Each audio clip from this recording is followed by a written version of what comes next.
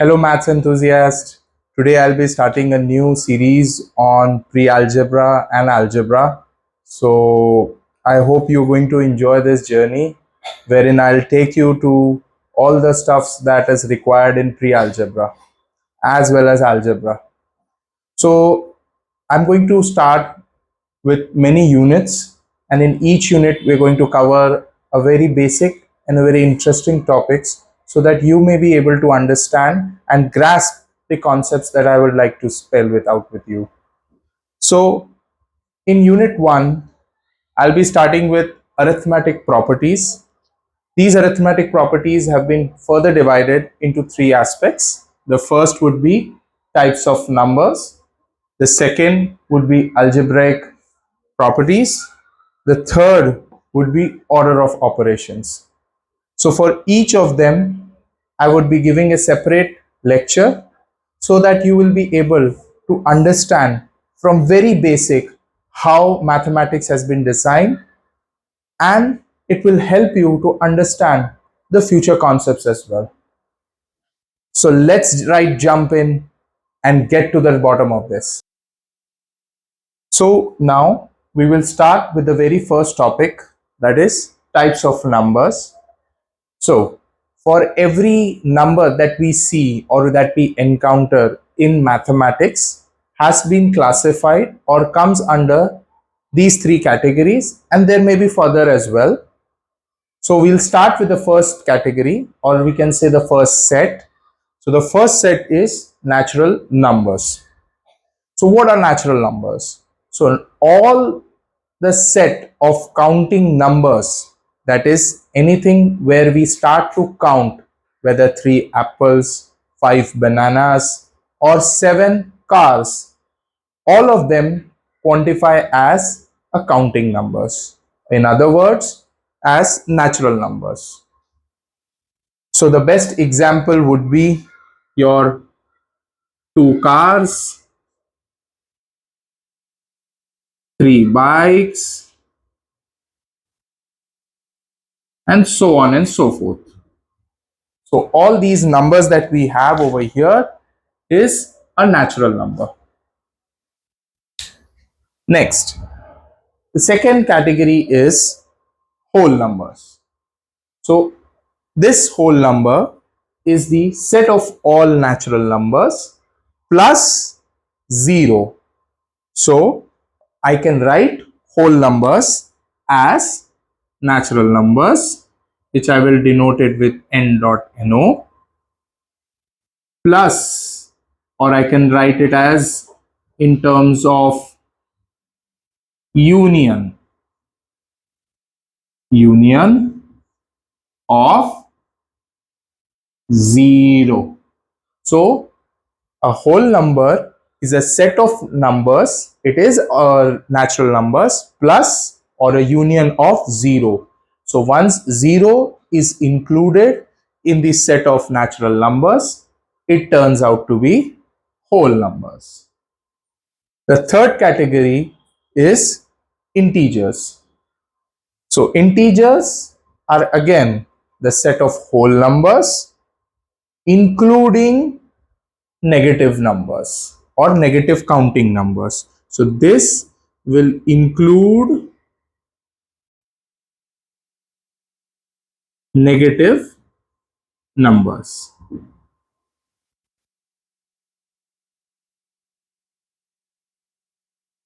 So the example for this integer would be -5 or -7, so on and so forth. Even positive can also be included in this integers, such as 7, 8, 1000, so on and so forth. So these are the basic three categories wherein the numbers have been classified. We shall now proceed with the next category. So the next three categories that are in the list are rational numbers, irrational numbers, and real numbers. So we will first try to understand what are rational numbers.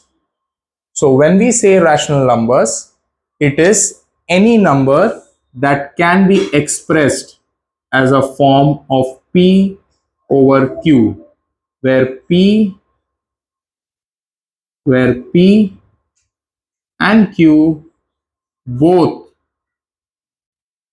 are integers.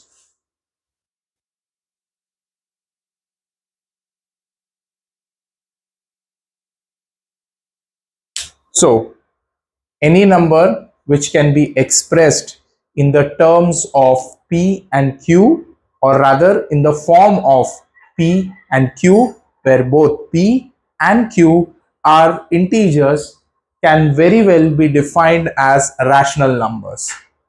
So all your natural numbers starting with 1, 2, 3 can be expressed as 1 over 1, 1 over 2, 2 over 1, I'm sorry, 2 over 1, 3 over 1.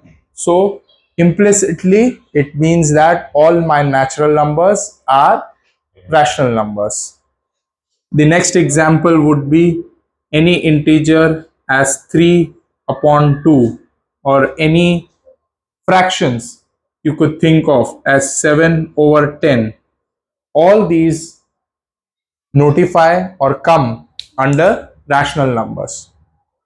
Now, very important point before we proceed ahead, rational numbers, whenever we try to subsidize them or reduce them, they always need to be either terminating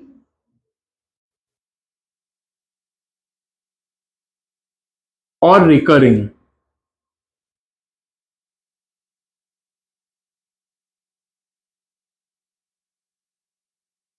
So, what are these terminating and recurring topics?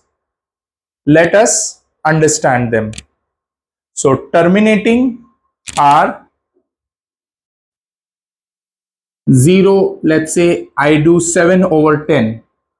So, this zero point 0.7, this when we divide leads us to a quotient of 0.7. Now, this 0.7 is terminating. That means it gets terminated with one set of division. So this does classify as terminating, and hence this zero point 0.7 or 7 by 10 is a rational number. I hope you will be able to grasp this concept. We can take later some examples in order to understand more of this. Second, we will understand what are recurring fractions. The best example for this is 1 over 3. When we divide 1 by 3, we get an output of 0.3333 and so on and so forth. But the digits, if you see, have been constant, that is 3. So 3 itself is repeating. So such kind of fractions are said to be recurring, and they too qualify as rational numbers. These 2 points have to be drilled down in a very specific manner into your minds, so that you will understand which of them are rational numbers and which of them are irrational numbers. Now, moving ahead, irrational numbers. What are irrational numbers? So, irrational numbers are all those numbers which are not rational. When I say which are not rational, it means that they cannot be expressed in the term of P over Q. So any number which is not expressed in the term of P over Q is termed as irrational number. The most famous example of irrational number is square root of 2. Also pi.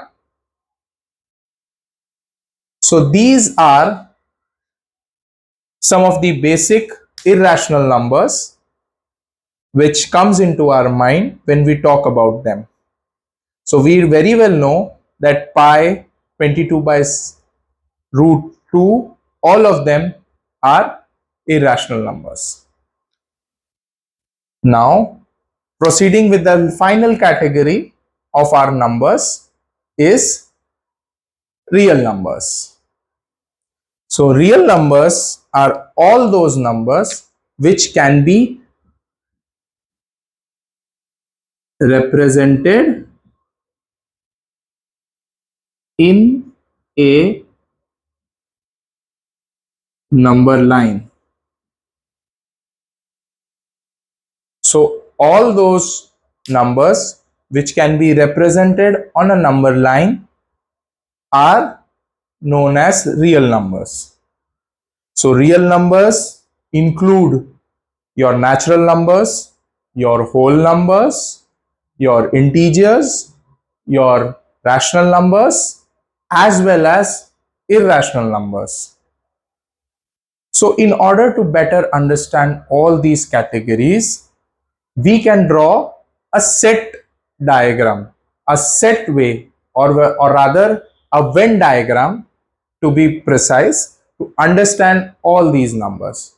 So we will proceed with that. So as discussed, we are trying to understand in a better fashion how the numbers have been classified. So as you can see in this Venn diagram, technically we can understand that these, the innermost circle that we see represents natural numbers. So all my counting numbers 1, 2, 3 till infinity can be put or placed under this circle. So this is my natural numbers. If I add 0 to this set, it turns out to be a whole number. So now my whole number includes all the natural numbers plus 0. These are my whole numbers. Once I consider this whole number and also have negative integers or negative numbers placed onto this, then all this becomes a part of integers. So integers have my negative numbers, whole number has my 0, and here I have all my counting numbers. Moving ahead, the next circle that we see is for rational numbers. So if I include all my natural numbers or my whole numbers, my integers, then we proceed to have 3 by 2 or any number of the form P over Q, then all those numbers together make the rational numbers. Now, as you can see, I have placed the irrational numbers separately because rational numbers and irrational numbers as separate. In terms of mathematics, we do call them as mutually exclusive. Nothing in the real aspect, nothing in the rational aspect is placed under irrational numbers and vice versa. So irrational numbers are separate. So all my root 2's, pi's, e's, all my constants come under irrational numbers. Okay. And the biggest circle that we see around are all real numbers. So real numbers are all those numbers which can be represented on a number line. So any number you can think of is actually real number. whichever number you can think of that exists in the domain of mathematics are real numbers. I hope by drawing these concentric circles, or technically speaking, these Venn diagrams, you will be able to grasp the concept of how the numbers have been classified. I hope you liked my content and wish to see these many contents. Then do like, share, and subscribe to my channel. Till then,